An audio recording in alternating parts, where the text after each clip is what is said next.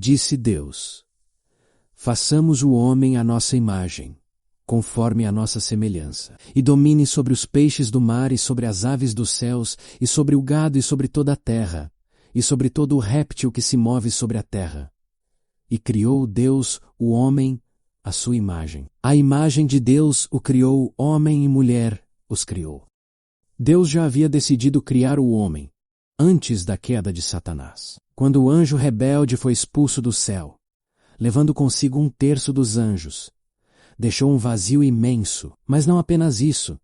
Satanás lançou dúvidas sobre o caráter divino. Mesmo após sua expulsão, os seres que permaneceram leais a Deus precisavam de clareza quanto a essa questão. Afinal, a rebelião partiu de um ser que ocupava a mais elevada posição entre os anjos. Isso trouxe uma pergunta inquietante. Será que o anjo rebelde tinha alguma razão em suas acusações? O propósito divino era trazer à existência uma criatura que refletisse perfeitamente seus atributos. Alguém que, entre todos os seres criados, carregaria de maneira mais plena a essência e a imagem do Criador. O homem deveria ter a imagem de Deus, tanto na aparência exterior como no caráter. Cristo é a expressa imagem do Pai, mas o homem foi formado à semelhança de Deus. Era alguém que, ao olhar para ele, fosse como se Deus estivesse olhando para um reflexo de si mesmo em um espelho. Não apenas um único ser como seu filho, mas um planeta repleto de criaturas à sua imagem, representando o Criador perante os outros mundos. Então, depois de ter criado a terra com toda a sua exuberante vida animal e vegetal, o Senhor Deus formou o homem do pó da terra e soprou em suas narinas o fôlego de vida, e o homem passou a ser alma vivente. O fôlego de vida, do hebraico Neshama, significa respiração, ou o espírito do homem. E o espírito, do grego pneuma, significa um sopro suave, e do hebraico ruach significa vento, hálito, mente. Quando Deus soprou o fôlego de vida nas narinas do homem, não foi apenas a vida que foi soprada. Deus soprou sua mente também, sua própria personalidade.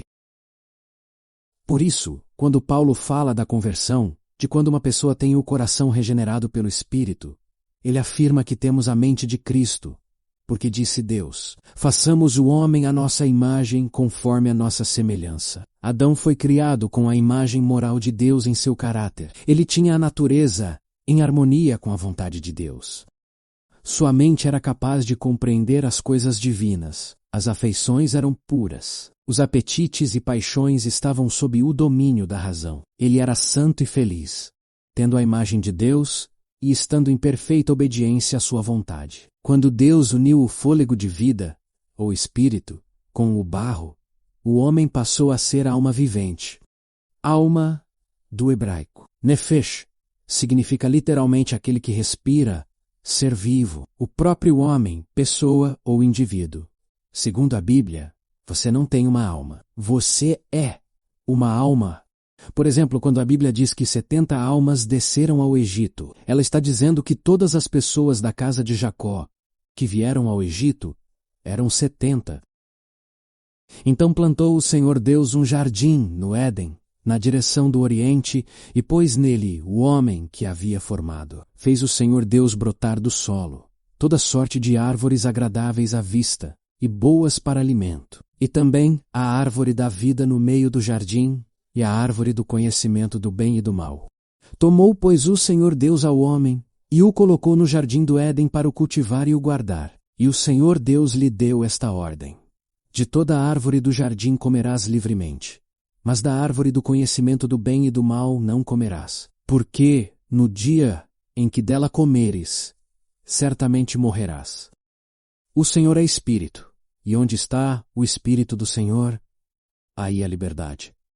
Deus não obriga ninguém a servi-lo. Ele é um ser livre, e ao criar o homem à sua imagem, conferiu-lhe essa liberdade. Para seu próprio bem, o ser humano deve confiar em Deus e obedecer às suas ordens. Ele precisa entender que a obediência às orientações divinas traz seu máximo bem. Como está escrito: provai e vede que o Senhor é bom. Bem-aventurado o homem que nele confia. O que me dar ouvidos habitará em segurança e estará livre do temor do mal, pois conservarás em paz aquele cuja mente está firme em ti, porque ele confia em ti. Não havia nenhum mal e nem pecado na árvore do conhecimento do bem e do mal. Mas se ele comesse dessa árvore, teria o conhecimento da desobediência e de sua culpa, e teria como resultado de sua própria escolha a morte. Como está escrito, tenho-te proposto a vida e a morte, a bênção e a maldição. Escolhe, pois, a vida para que vivas. Um empecilho fora posto ao desejo de satisfação própria, paixão fatal que está na base da queda de Satanás. A árvore da ciência, que se achava próxima da árvore da vida, no meio do jardim, devia ser uma prova da obediência, fé e amor de nossos primeiros pais. Ao mesmo tempo em que se lhes permitia comer livremente de todas as outras árvores, era-lhes proibido provar desta, sob pena de morte. Deviam estar expostos às tentações de Satanás, mas, se resistissem à prova, seriam finalmente colocados fora de seu poder, para desfrutarem o perpétuo favor de Deus. Deus poderia ter criado o homem sem a faculdade de transgredir a sua lei. Poderia ter privado a mão de Adão de tocar no fruto proibido. Neste caso, porém, o homem teria sido, não uma entidade moral, livre, mas um simples autômato. Sem liberdade de opção, sua obediência não teria sido voluntária, mas forçada. Não poderia haver desenvolvimento de caráter. Tal maneira de agir seria contrária ao plano de Deus, ao tratar ele com os habitantes de outros mundos. Seria indigna do homem como um ser inteligente e teria apoiado a acusação feita por Satanás, de governo arbitrário por parte de Deus. Se resistissem às tentações, haveriam de estar no perpétuo favor de Deus e dos anjos celestiais. Satanás sabia que se fosse audaciosamente ter com Adão e Eva para queixar-se do Filho de Deus, eles não o ouviriam, nem por um momento sequer, pois deviam estar preparados para tal ataque. Decidiu que astúcia e engano fariam que a força ou poder não lograria, a fim de realizar a sua obra sem que fosse percebido. Satanás preferiu fazer uso da serpente como médium, disfarce bem adaptado ao seu propósito de enganar. A serpente era a mais astuta de todos os animais do campo que o Senhor Deus tinha feito. E esta disse à mulher: é assim que Deus disse? Não comereis de toda a árvore do jardim? Eva estava espantada, pois sabia que Deus não tinha conferido à serpente o poder da fala. Em vez de escapar do local, ficou ouvindo a serpente falar. Não ocorreu à sua mente que este pudesse ser o inimigo decaído, usando a serpente como médium. Era Satanás quem falava, não a serpente. E disse a mulher à serpente: do fruto das árvores do jardim comeremos, mas do fruto da árvore que está no meio do jardim, disse Deus: não comereis dele, nem nele tocareis, para que não morrais.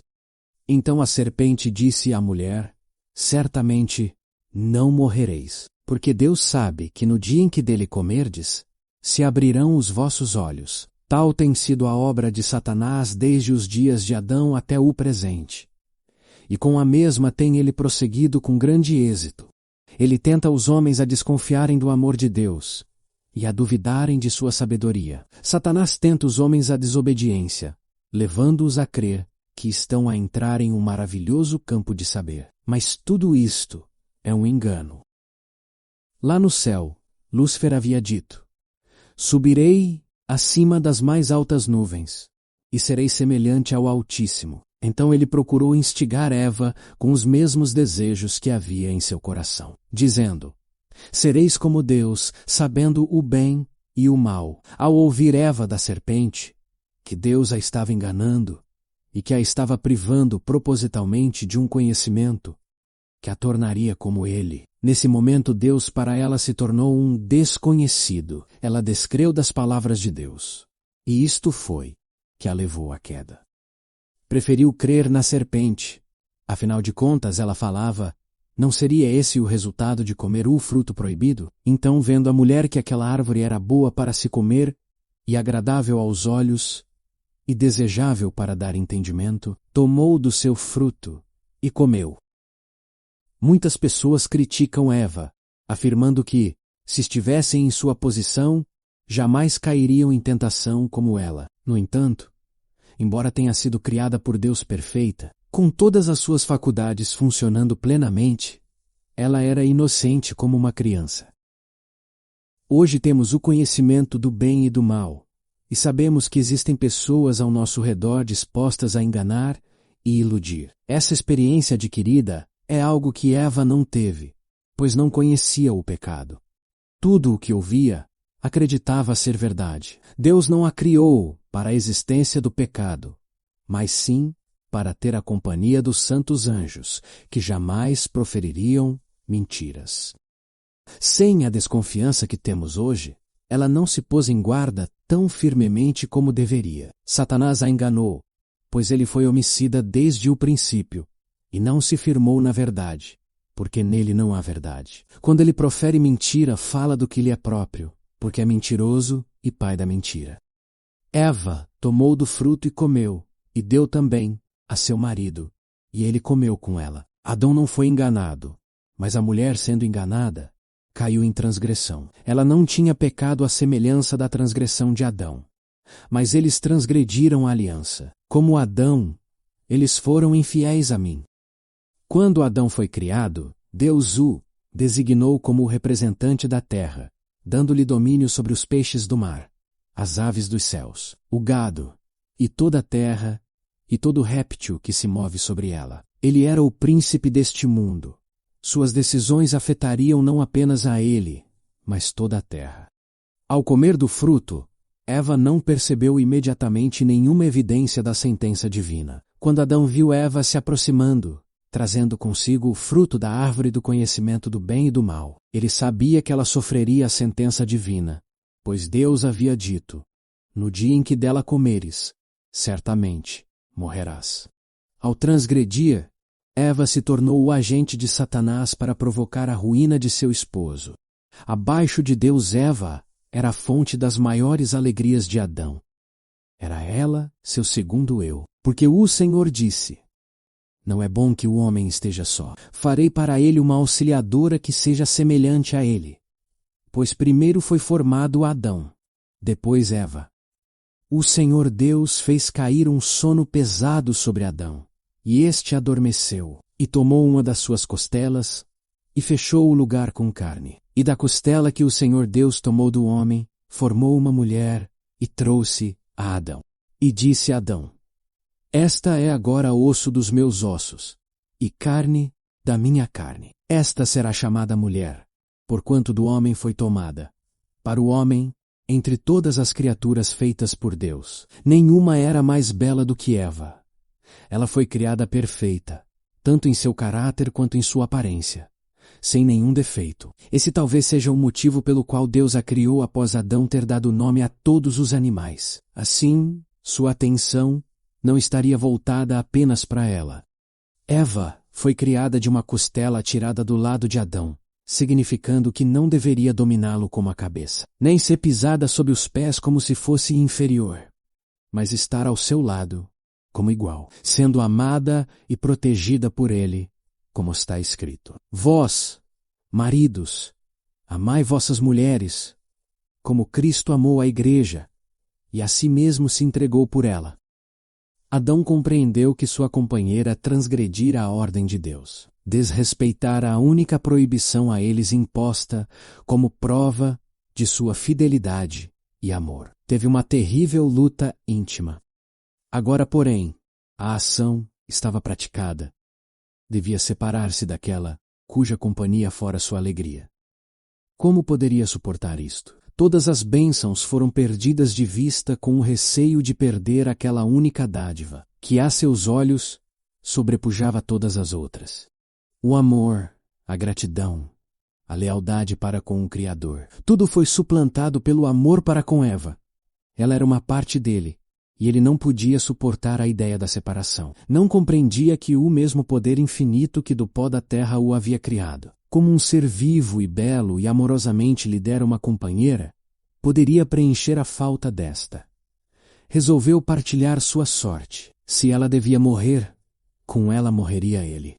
Afinal, raciocinou, Não poderiam ser verdadeiras as palavras da sábia serpente? Eva estava diante dele, tão bela e aparentemente tão inocente como antes deste ato de desobediência. Nenhum sinal de morte aparecia nela, e ele se decidiu a afrontar as consequências. Tomou o fruto e o comeu rapidamente. Então os olhos de ambos se abriram e perceberam que estavam nus. Quando Deus criou o homem, a imagem de Deus o criou. Deus está vestido de glória e de majestade. Ele se cobre de luz como de um vestido. A sua veste era branca como a neve, até aos pés e cingido pelos peitos com um cinto de ouro. A veste branca de inocência foi usada por nossos primeiros pais quando foram postos por Deus no Éden. Luz bela e suave, a luz de Deus envolvia o santo par. Esse vestido de luz era um símbolo de suas vestes espirituais de celeste inocência. Se permanecessem leais a Deus, continuaria sempre a envolvê-los. Ao entrar o pecado, porém, cortaram sua ligação com Deus e desapareceu a luz que os cingia. Nus e envergonhados, coseram folhas de figueira e fizeram para si aventais. Os olhos de Adão e Eva foram abertos. Mas para quê? Para verem a própria vergonha e ruína, e perceberem que as vestes de luz celestial que haviam sido sua proteção não estavam mais em torno deles como salvaguarda. Viram que nudez era o resultado da transgressão. E ouviram a voz do Senhor Deus, que passeava no jardim pela viração do dia. E esconderam-se Adão e sua mulher da presença do Senhor Deus entre as árvores do jardim. E chamou o Senhor Deus a Adão, e disse-lhe: Onde estás? E ele disse: Ouvi a tua voz soar no jardim, e temi, porque estava nu. Escondi-me. E Deus disse: Quem te mostrou que estavas nu? Comeste tu da árvore de que te ordenei que não comesses? Adão encobriu as suas transgressões, ocultando o seu delito, e disse: A mulher que me deste por companheira, ela me deu da árvore, e comi. Adão era um ser perfeito, e estava em harmonia com Deus. Seus pensamentos eram puros, e santos os seus intentos. Mas pela desobediência, suas faculdades foram pervertidas. Aquele que por amor a Eva havia preferido perder a aprovação de Deus, seu lar no paraíso e uma vida eterna de alegria, podia agora, depois de sua queda, procurar tornar sua companheira e mesmo o próprio Criador responsável pela transgressão. Tão terrível é o poder do pecado.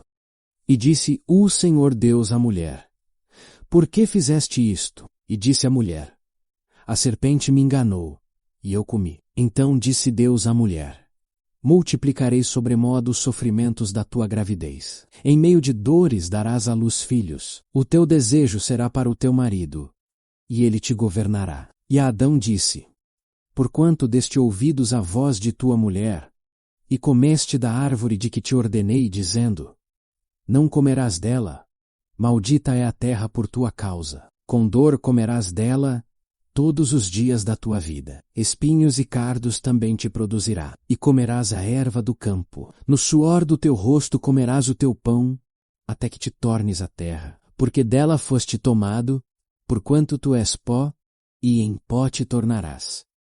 E assim como por um só homem entrou o pecado no mundo, e pelo pecado a morte, assim também a morte passou a todos os homens, porque todos pecaram. Por uma só ofensa veio o juízo sobre todos os homens para a condenação.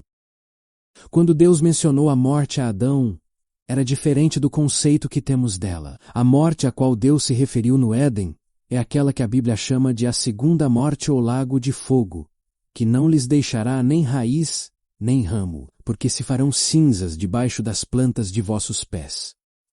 Para Deus, o que para nós é a morte. É como um sono, eles dormem no pó da terra. Quando Jesus falou sobre a morte de Lázaro, ele disse: Nosso amigo Lázaro adormeceu, mas vou para despertá-lo. Mas eles supunham que tivesse falado do repouso do sono. Então, Jesus lhes disse claramente: Lázaro morreu. O pó da terra mais o fôlego de vida, que é o espírito, é igual à alma vivente, o ser humano por completo. Quando o Senhor Deus criou ao homem do pó da terra e lhe soprou nas narinas o fôlego de vida, o homem passou a ser alma vivente, até que te tornes a terra, porque dela foste tomado. Porquanto és pó, e em pó te tornarás. E o pó volta à terra como era, e o espírito volta a Deus que o deu, e o corpo sem o espírito está morto. Os mortos não sabem coisa nenhuma, e a sua memória fica entregue ao esquecimento. Também o seu amor, o seu ódio, e a sua inveja já pereceram, e já não tem parte alguma para sempre em coisa alguma do que se faz debaixo do sol. Pois aquele que desce à sepultura, jamais tornará a subir. Aos homens está ordenado morrerem só uma vez, vindo depois disso o juízo. Mas vem a hora em que todos os que se acham nos túmulos ouvirão a voz do arcanjo, a voz do Filho de Deus, e os que a ouvirem sairão, e os que tiverem feito o bem sairão para a ressurreição da vida, e os que tiverem praticado o mal, para a ressurreição da condenação. E será dada a vida eterna aos que, com perseverança em fazer o bem, procuram glória, honra e incorrupção. Mas a indignação e a ira aos que são contenciosos, desobedientes à verdade e obedientes à iniquidade, tribulação e angústia sobre toda a alma do homem que faz o mal, conforme forem as obras deles. Assim será a sua retribuição. A alma que pecar, essa morrerá, porque o salário do pecado é a morte.